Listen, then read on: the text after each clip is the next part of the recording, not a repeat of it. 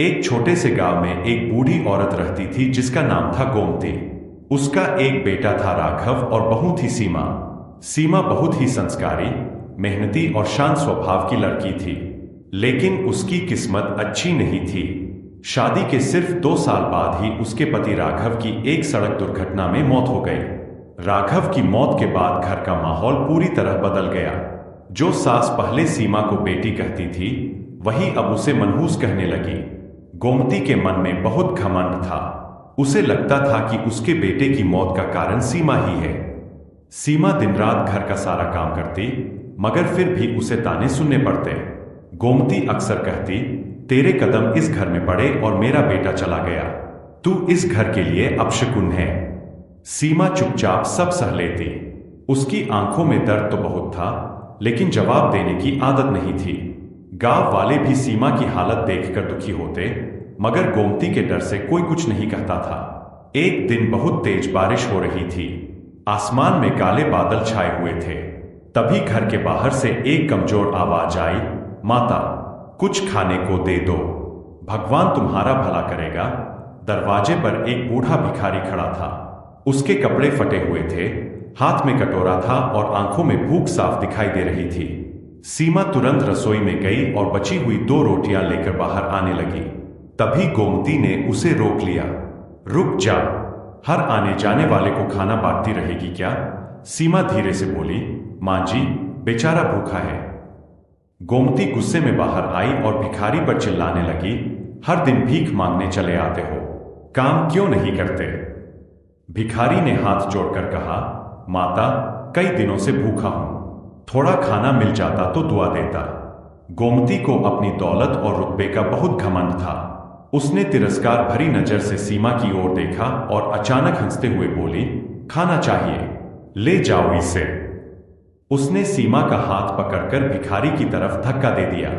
ये मेरी विधवा बहू है, मेरे किसी काम की नहीं। अगर भीख चाहिए तो इसे ही ले जाओ। यह सुनकर सीमा की आंखों से आंसू बहने लगे। गांव के 2-4 लोग भी वहां खड़े थे। सब हैरान रह गए। भिखारी भी कुछ पल के लिए चुप हो गया। उसने सीमा की तरफ देखा। सीमा सिर झुकाकर रो रही थी। भिखारी ने शांत आवाज में पूछा, माता, क्या इंसान की कीमत इतनी कम होती है? गोमती घमंड से बोली, मेरे लिए इसकी कोई कीमत नहीं। भिखारी ने गहरी सांस ली और बोला, ठीक है, अगर आप इसे दान दे रही है तो मैं इसे अपने साथ ले जाता हूं। सीमा ने कांपती आवाज में कहा, मां जी, मैंने आपका क्या बिगाड़ा है?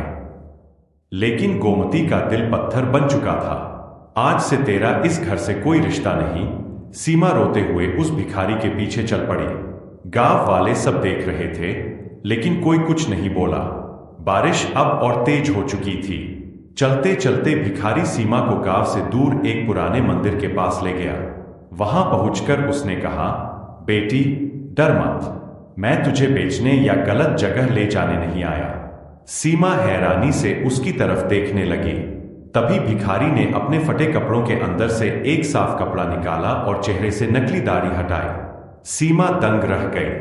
वह कोई साधारण भिखारी नहीं था, वह शहर का बहुत बड़ा व्यापारी धर्मपाल सेठ था। सीमा घबराकर बोली, आप भिखारी नहीं हैं? धर्मपाल सेठ ने मुस्कुराकर कहा, नहीं बेटी, मैं इंसानों की पहचान करने निकला था। कई दिनों से इस गांव में लोगों का व्यवहार देख रहा था। आज तेरी सास ने जो किया, उसने साबित कर दिया कि असली गरीबी पैसों की नहीं, दिल की होती है। सीमा की आंखों से आंसू बहने लगे। धर्मपाल ने कहा, आज से तू अकेली नहीं है। अगर तू चाहे तो मुझे अपने पिता जैसा मान सकती है। सीमा फूट फूट कर रो पड़ी। कई महीनों बाद किसी ने उसे अपनेपन से बात की थी। धर्मपाल उसे अपने शहर ले गया। वहां उसका बहुत बड़ा घर और कारोबार था। उसकी कोई संतान नहीं थी। उसने सीमा को अपनी बेटी बना लिया। धीरे धीरे सीमा की जिंदगी बदलने लगी। उसने पढ़ाई शुरू की, व्यापार संभालना सीखा और कुछ ही समय में धर्मपाल की सबसे भरोसेमंद सहायक बन गई। उधर गांव में गोमती का घमंड धीरे धीरे टूटने लगा। जिस खेत पर उसे गर्व था, उसमें नुकसान हो गया। घर का पैसा खत्म होने लगा। जो रिश्तेदार पहले आगे पीछे घूमते थे, उन्होंने भी मुंह मोड़ लिया। कुछ महीनों बाद गोमती बीमार पड़ गई।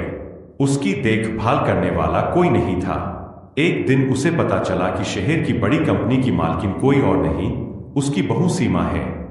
यह सुनते ही गोमती के पैरों तले जमीन खिसक गई। उसे अपनी गलती का एहसास होने लगा। आखिर एक दिन वह कांपते कदमों से शहर पहुंची। बड़ी मुश्किल से सीमा के ऑफिस तक पहुंची। वहां उसने देखा, साफ सुथरे कपड़ों में आत्मविश्वास से भरी सीमा लोगों की मदद कर रही थी। गोमती की आंखें शर्म से झुक गईं। सीमा ने जैसे ही अपनी सास को देखा, तुरंत उठकर उनके पास आई। मां जी, आप यहां। गोमती रोते हुए उसके पैरों में गिर गई। मुझे माफ कर दे बेटी, मैंने तुझे बहुत दुख दिए। अपने घमंड में अंधी हो गई थी। सीमा की आंखें भी भर आईं। उसने तुरंत अपनी सास को उठाया। मां जी, मां कभी बेटी से माफी नहीं मांगती। गोमती फूट फूट कर रोने लगी। तभी धर्मपाल सेठ वहां आए और बोले, जिस दिन तुमने इसे भीख में दिया था, उसी दिन भगवान ने तय कर दिया था कि एक दिन यही लड़की तुम्हारा सहारा बनेगी। गोमती शर्म से सिर झुकाकर खड़ी रही। सीमा ने अपनी सास को अपने घर में रहने के लिए जगह दी। उसने कभी पुराने जख्मों का बदला नहीं लिया। धीरे धीरे गोमती का स्वभाव भी बदल गया। अब उसे समझ आ चुका था कि इंसान की असली पहचान उसके पैसे या घमंड से नहीं, बल्कि उसके व्यवहार और दिल से होती है।